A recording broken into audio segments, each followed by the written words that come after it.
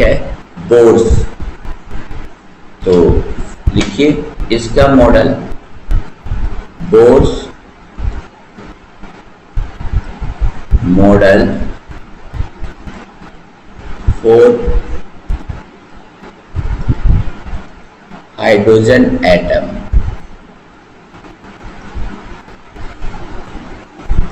ठीक है, आज का टॉपिक है, लिखिए यहां पर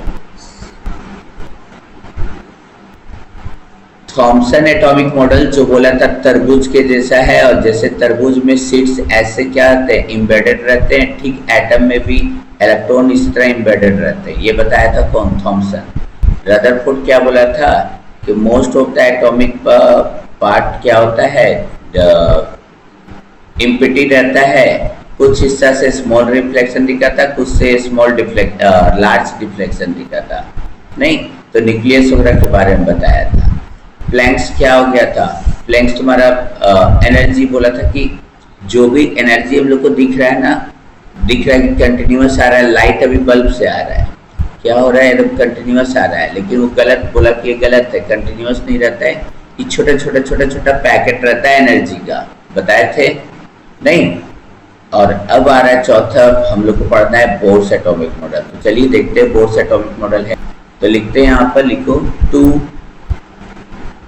overcome the drawbacks.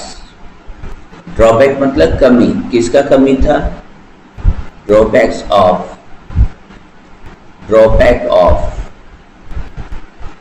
Rutherford.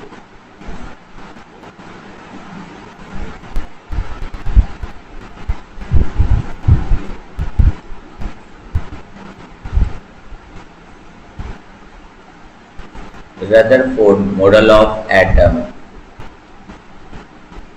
and to explain the line spectrum of hydrogen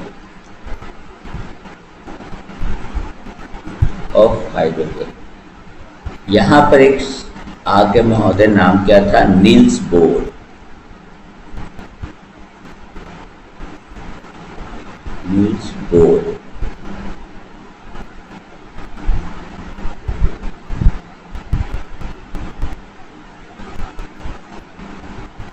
इन 1903 कब 1913 प्रपोज्ड अ न्यू मॉडल। तो बोलेंगे सर इतना बड़ा आप लोग क्यों लिखवा है, इसलिए कि यहाँ देखो ये क्वेश्चन आया हुआ था कि a new model of atom based upon ये किसके ऊपर था, प्लैंक्स क्वांटम थ्योरी के ऊपर था। ये क्वेश्चन आया था कि नील्स ने जो अपना मॉडल एटॉमिक मॉडल तैयार किया वो किसके ऊपर बेस्ड था। ठीक है, थॉमसन मॉडल के ऊपर बेस्ड था, रदरफोर्ड के ऊपर बेस्ड था, प्लैंक्स क्वांटम के ऊपर बेस्ड था, या इनमें से नन ऑफ दीज। तो ये जो जितना भी तैयारी किया था ना, वो प्लैंक्स क्वांटम थ्योरी को ध्यान में रखते ही उसी का थोड़ा सा लिया था हेल्प, उसके आधार पर अपना एटॉमिक मॉडल दिया था। तो देखो ये चार जो ये मेन इसका जो पोस्टुलेट था, उसमें सबसे पहला क्या बोला, ये एक्सपेरिमेंट किया था हाइड्रोजन पर। पहला चीज, बोर किस पे एक्सपेरिमेंट किया था, हाइड्रोजन। क्यों हाइड्रोजन पे किया था, क्योंकि अभी हम बताएं हाइड्रोजन का सबसे सिंपलेस्ट लाइन स्पेक्ट्रम होता है। लाइन स्पेक्ट्रम हम आप लोगों को वीडियो दिखा चुके हैं उस दिन, हाइड्रोजन का दिखाए थे, नियोन का दिखाए थे, नाइट्रोजन का दिखाए थे, नहीं सारे का लाइन स्पेक्ट्रम दिखलाए थे ना वीडियो आप लोग को। तो इसलिए ये सारा एक्सपेरिमेंट किया था हाइड्रोजन पर। क्या बोला कि हाइड्रोजन के चारों तरफ इलेक्ट्रॉन क्या होता है, मूव करते रहता है, और ये जो एक फिक्स पाथ जिसमें इलेक्ट्रॉन मूव करता है, that fix path is known as orbits, और इसी को क्या बोल दिया, स्टेशनरी स्टेट्स। क्या बोल दिया, स्टेशनरी स्टेट्स। और इसी को क्या बोल दिया, अलाउड एनर्जी स्टेट्स। फिर से देखना, पहला पोस्टुलेट क्या था, इसने बताया हाइड्रोजन एटम के चारों तरफ क्या होता है, हाइड्रोजन एटम के चारों तरफ इलेक्ट्रॉन मूव करते रहता है, ठीक है। और ये इलेक्ट्रॉन क्या होता है आपका, जल्दी बताओ। ये इलेक्ट्रॉन एक फिक्स पाथ में मूव करता है, वो अपना रास्ता नहीं बदलता है, वो फिक्स पाथ रहता है। उस फिक्स पाथ को इसने ऑर्बिट्स का, स्टेशनरी स्टेट्स का और अलाउड एनर्जी स्टेट्स का, ठीक है।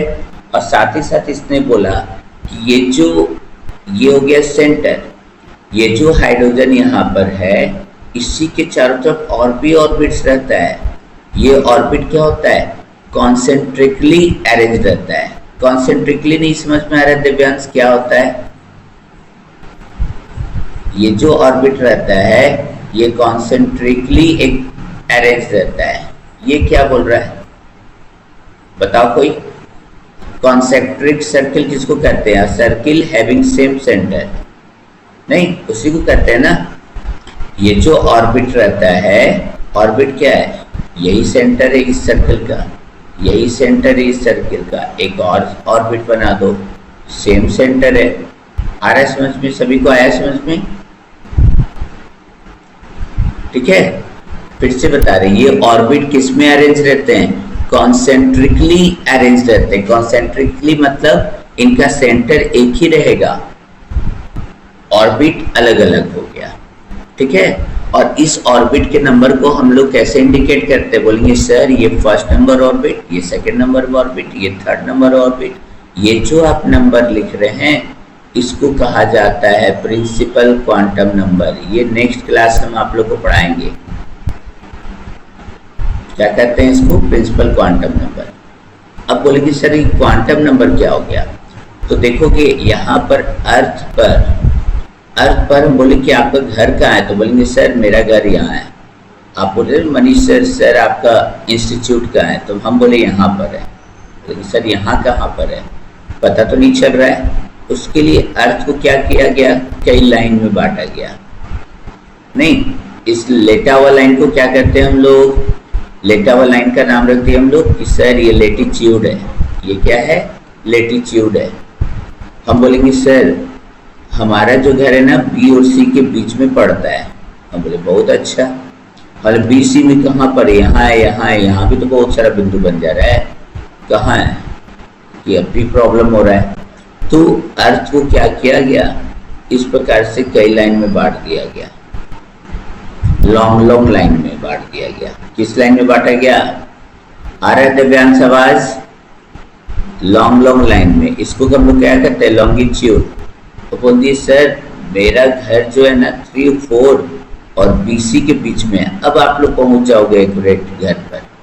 तो जिस प्रकार हम लोग का लोकेशन जानने के लिए अर्थ पे क्या किया गया, इमेजिनरी लाइंस बनाया गया लॉन्गिट्यूड और लैटिट्यूड का, उसी तरह इलेक्ट्रॉन के एड्रेस को बताने के लिए एक वर्ड रखा गया क्वांटम नंबर। आ रहा समझ में, कोई पूछेगा क्वांटम नंबर है क्या, तो बोलेंगे सर कौन सा इलेक्ट्रॉन कहाँ है, उस इलेक्ट्रॉन के एड्रेस को बताने के लिए जो टर्म यूज किया जाता है that term is known as quantum number. एक बात देख लो, यही अभी बताएं, the electron in the hydrogen atom can move around the nucleus in a fixed circular path. नहीं, और इसका रेडियस भी क्या होता है, फिक्स्ड। दैट मीन्स इलेक्ट्रॉन उसी रास्ते में मूव करेगा, दूसरे रास्ते में नहीं जाएगा। दैट मीन्स वहाँ एनर्जी क्या कर दी है, क्वांटाइज कर दी है।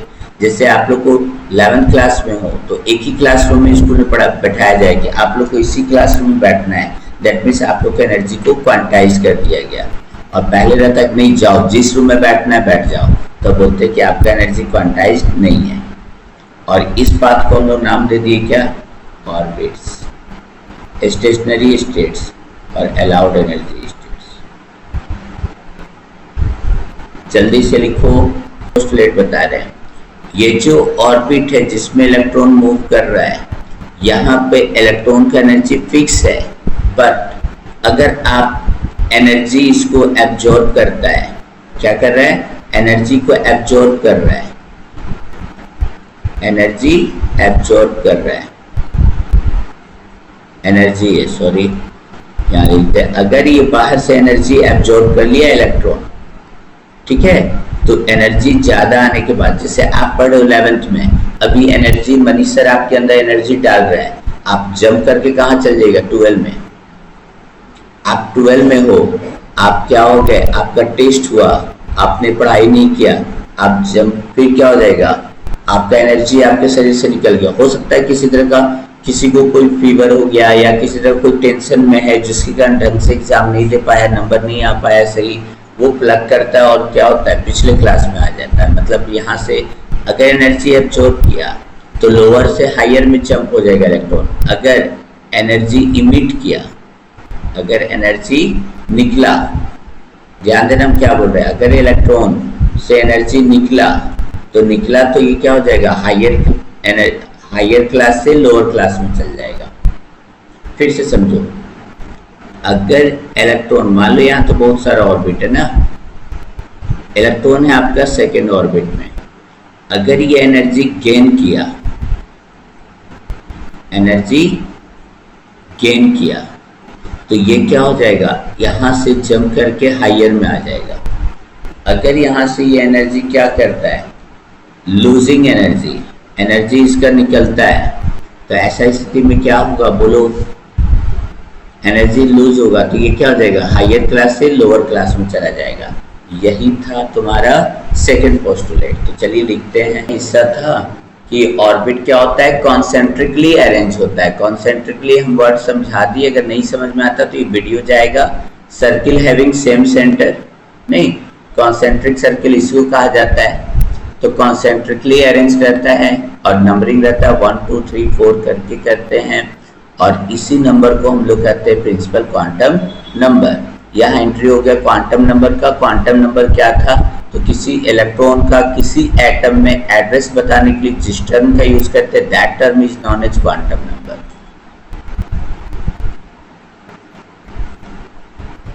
इस पिक्चर में देखो, मान लो कि यहाँ पर इलेक्ट्रॉन है, ये इलेक्ट्रॉन बाहर से यहाँ पर कोई एनर्जी आया, ये एनर्जी क्या कर लिया, एनर्जी गेन कर लिया। गेन किया तो ये क्या हो जाएगा, गेन किया तो ये इलेक्ट्रॉन यहाँ से जंप करेगा, उड़ के यहाँ आ जाएगा, क्योंकि इसमें एक्स्ट्रा एनर्जी आ गया। नहीं, तो एनर्जी गेन होगा तो ये इलेक्ट्रॉन क्या होगा, इलेक्ट्रॉन जम्प्स फ्रॉम लोअर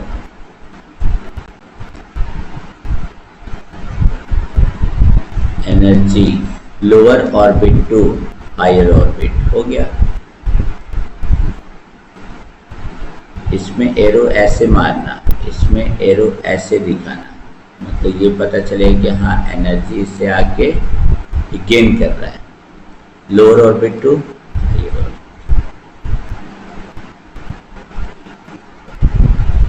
यहाँ देखोगे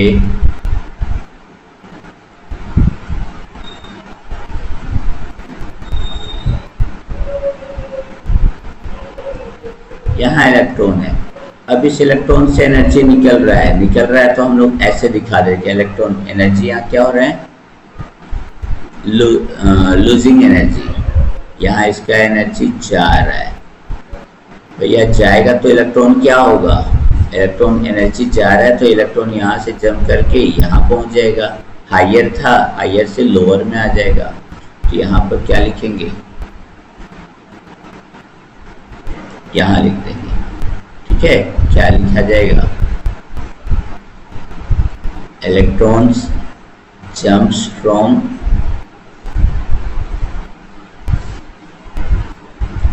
फ्रॉम, देखोगे कहाँ से कहाँ जा रहा है, हायर एनर्जी लेवल या ऑर्बिट को हायर ऑर्बिट से लोअर ऑर्बिट की ओर चला गया। को बताते हैं कि हम लोग पढ़े कि लाइट कंटिन्यूअस होता है, हीट एनर्जी कंटिन्यूअस होता है, बट वो कंटिन्यूअस नहीं होता है, छोटे छोटे पार्टिकल का बना होता है। इस पार्टिकल को नाम दे दिया था सब क्वांटम। क्या नाम दिया था, क्वांटम। और ये लाइट एनर्जी भी क्या होता है, छोटे छोटे पार्टिकल का बना होता है, इसका नाम दे दिया था लोग फोटोन। क्या नाम दे दिया था, फोटोन, ठीक है। और इस फोटोन का एक एनर्जी हम लोग निकाले थे h न्यू से निकाले थे, h न्यू से, ठीक है। तो एच न्यू से हो गया यहाँ पर, तो यहाँ पर देखो क्या हो जाएगा। ये क्या बताया थर्ड पोस्टुलेट में कि या तो एनर्जी एब्जॉर्ब होगा या तो एनर्जी इमिट होगा। तो इसमें जो एनर्जी का फ्रीक्वेंसी होगा वो किसके ऊपर डिपेंड करेगा? वो डिपेंड करता है कि मान लो कि हायर क्लास में क्या एनर्जी था, नहीं आप 12 क्लास में हो तो आपका एनर्जी हाई है, जो 10 क्लास में उसका एनर्जी लो है। मतलब 12 क्लास में हो तो आपके पास नॉलेज ज़्यादा है, 10 में हो तो आपका एनर्जी कम है, तो आपका हायर एनर्जी में से लोअर एनर्जी को क्या करोगे? मैनेज करोगे। समझ में आ रहा है? हमको क्या निकालना है? फ्रीक्वेंसी। तो बोलेंगे सर एनर्जी इक्वल टू क्या होता है? बोलो। एनर्जी इक्वल टू होता है एक का एनर्जी एच न्यू। क्या होता है? H new. एक फोटोन का एनर्जी बता चुके हैं आप लोग को, पहले पढ़ा चुके हैं। एक फोटोन में कितना की एनर्जी रहेगा? H new. ठीक है, तो यहाँ पर हम बोलेंगे सर यहाँ एनर्जी क्या होगा? तो देखो मान लो कि E2 के पास अलग एनर्जी है, E2 में अलग एनर्जी है, E1 के केस में भी अलग एनर्जी रहेगा। ठीक है, समझ में आ रहा है? तो ये क्या हो जाएगा? इसका फ्रीक्वेंसी अगर निकालना है तो फ्रीक्वेंसी कैसे निकलेगा? बोलेंगे सर सेकंड वाले का एनर्जी माइनस फर्स्ट वाले का एनर्जी बटा इसके साथ जो H लगा हुआ रहता है, इस H को हम लोग यहाँ लेके आ जाते हैं बटा H। यही होगा इसका फ्रीक्वेंसी ऑफ रेडिएशन। फिर से समझो, यहाँ बता रहे हैं। चलो एक बार लिख लो, उसके बाद बताते हैं। लिखो पहले थर्ड पोस्ट। प्रत्येक इलेक्ट्रॉन क्या एक फिक्स्ड ऑर्बिट में मूव कर रहा है, तो इसका एंगुलर मोमेंटम क्या होगा? तो देखो एंगुलर मोमेंटम का फॉर्मूला होता है mvr। नहीं, mv तो सबको मालूम है, मास वेलोसिटी, r हो गया रेडियस, जिस ऑर्बिट में घूम रहा है उसका। ये किसके ऊपर डिपेंड करेगा? वो डिपेंड करेगा देखो किस ऑर्बिट में वो इलेक्ट्रॉन मूव कर रहा है। ध्यान देना, पहला ऑर्बिट में है कि सेकेंड ऑर्बिट में इलेक्ट्रॉन मूव कर रहा है कि थर्ड ऑर्बिट में मूव कर रहा है, उसके ऊपर एंगुलर मोमेंट डिसाइड करेंगे।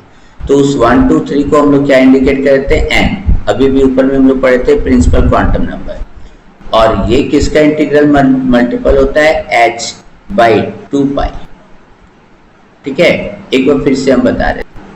ये क्या बता दिए यहाँ पर?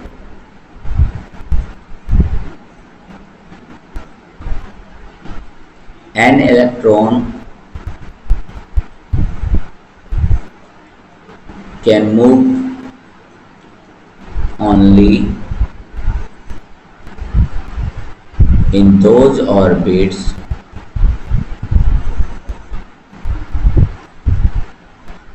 for which एंगुलर मोमेंटम कितना होना चाहिए भैया? Angular momentum is integral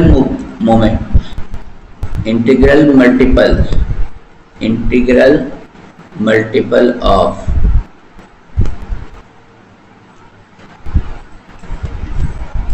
h by 2 pi.